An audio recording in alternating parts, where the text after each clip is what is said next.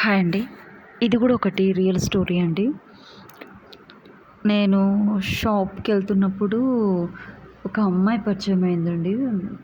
తను దారిలో మాట్లాడుకుంటూ వెళ్తున్నాము. షాప్ కంటే ఇప్పుడు మనం పిండి పట్టించుకుంటాం కదండీ! ఇంట్లో బియ్యం గాని, పప్పు పట్టించుకుంటానికి వెళ్తాం కదా! పిండి గిన్నెకి. సో, నేను వెళ్ళానండి. వెళ్తునేటప్పుడు ఆ అమ్మాయి కూడా ఆహ్, అక్కడ షాప్ మూసేసింది. ఇక్కడ పిండి గిన్నె ఎక్కడ అని చెప్పేసి నేను అడిగితే, ఆ అమ్మాయి చెప్పింది, "ఇక్కడ బందుంది మేడం ముందుకుంది" అనంటే, తను కూడా మీరు కూడా అక్కడ వెళ్తున్నారంటే, "అవునండి" అని చెప్పింది. ఆ అమ్మాయి నాకు కొద్దిసేపట్లో కొంతమంది మెంటాలిటీ ఏందంటే, కొద్దిసేపట్లో పరిచయం అయ్యేసరికి వాళ్ళు చెప్పేస్తారండి. కొంతమంది అది వాళ్ళ మంచికే వాళ్ళకు కొంతమందికి మంచి అవుతది, చెడవుతది. చెడు ఎలా అవుతదంటే, వాళ్ళకి తెలిసిన వ్యక్తులకు చెప్తే చెడవుతది. అన్నోన్ పర్సన్ చెప్తే చెడు ఏం కాదండి. ఆడవాళ్ళకది ఆడవాళ్ళు అది కామనే చెప్పుకుంటారు. ఆ అమ్మాయి వాళ్ళిద్దరూ వాళ్ళ ఇంట్లో అత్తయ్య వాళ్ళ ఇంట్లో ఇద్దరు కోడలనమాట. అన్నదమ్ములు ఇద్దరుంటారు. అయితే ఈ అమ్మాయి చిన్న కోడలు. ఈ అమ్మాయి పని చాలా బాగా చేస్తదంటండి. అంటే ఒక 300 మందొచ్చినా కూడా వంట చేసి పెట్టే కెపాసిటీ అనమాట అమ్మాయిది. చెప్పిందనమాట. అయితే ఆ అమ్మాయి వంట చేయడమే గానీ, ఇంట్లో పని చేయడమే గానీ, ప్రతి ఒక్కటి చాలా బాగా చేస్తది. అసలు వంటలంటే అంత టేస్టీగా చేస్తదంట. ఇంకా మన చికెన్, మటన్ అనేది చాలా బాగా చేస్తదంట. ఆ అమ్మాయి చెప్తుంది, "అవునా! నాకైతే అసలు రాదండి" అని చెప్పేసి నేను అన్నాను. అంటే, "లేదు మేడం నాకు అన్నీ ప్రతి ఒక్క పని కూడా వచ్చు. చాలా ఈజీగా చేసేస్తాను" అని చెప్పింది. సరే అలానా అన్నది. కొంచెం సాడ్‌గానే ఉంది ఆ అమ్మాయి. చెప్పుకుంటూ మా తోటి అంటే మా అక్కయ్య మంచివాళ్ళు గారండి. నేనెంత పని చేసినా కూడా ఏదో ఒకటి పాయింట్ ఔట్ చేస్తారు అనంటే, నేనన్నాను, "అవన్నీ ఫ్యామిలీలో కామనే లేండి. ఎంత చేసినా అది కామనే. వా మనం ఏదైనా అన్నామనుకోండి వాళ్ళకి కోపం వచ్చేస్తది. ఆ కోపంలో మనం అన్నామంటే కోపం వచ్చేస్తది. ఏమనకూడదు" నేనన్నానండి. అప్పుడు ఆ అమ్మాయి ఈ మాట చెప్పింది. ఏదో మాట అంటే పర్వాలేదండి. కానీ నా భర్తకు అనుమానం వచ్చేలా నా మీద చెడుగా చెప్తున్నారండి అని చెప్పేసి ఏడ్చేసింది. అదేంటి అని అన్నాను. అవునండి, నేను అందరితో కలిసిపోయే మెంటాలిటీ, నేను అందరితో మాట్లాడే మెంటాలిటీ. అంతేగాని మనసులో మాత్రం ఏ చెడు ఉద్దేశం ఉండదు. వాళ్ళతోటి వీళ్ళతోటి చెప్పిస్తున్నారు. అంటే నన్ను ఓర్వక వాళ్ళు అలా చెప్పిస్తున్నారు. కానీ మా హస్బెండ్ కూడా ఎంత అమాయకుడండి. నా భార్య ఎలాంటిది, 24 గంటలు తనతో ఉంటున్నాను. ఆ మాత్రం గుర్తుపడతలేడు. నా మీద అలా చెడుగా చెప్తే, ఎవరో చెప్తే నమ్ముతున్నాడు అనంటే, నేనన్నాను, "ఎవరు ఎందుకు?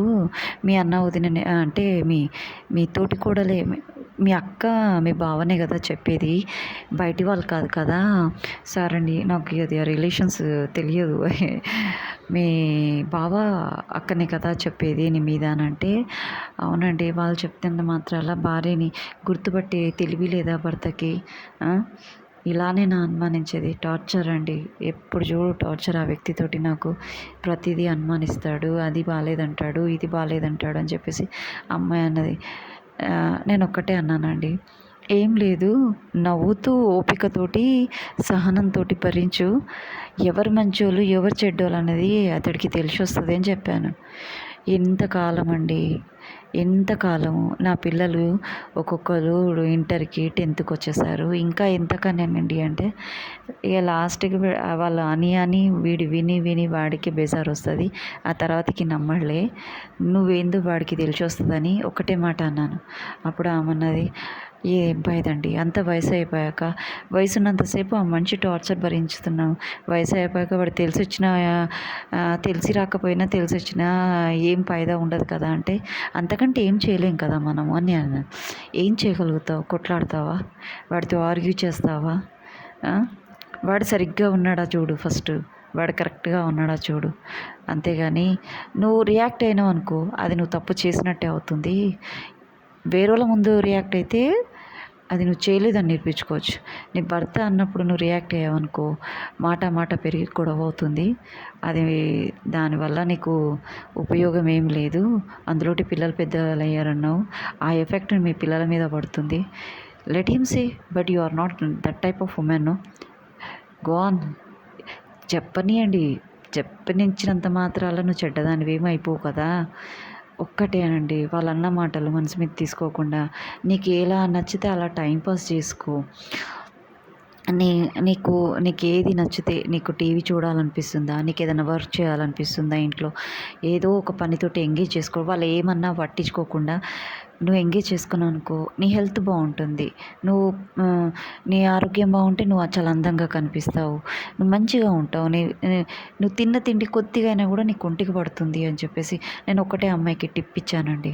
ఎందుకంటే అది పడే వాళ్ళకి తెలుస్తుంది ఆ బాధ. పడని వాళ్ళకేం తెలుస్తుందండి? పడే వాళ్ళకి తెలుస్తుంది. సో, వాటి నుంచి బయటపడే పడ్డ వాళ్ళకి ఆ నాలెడ్జ్ ఉంటుంది కాబట్టి మనము ఆ నాలెడ్జ్ నాకుంది కాబట్టి నేను ఆ అమ్మాయికి ఆ టిప్ ఇచ్చానండి.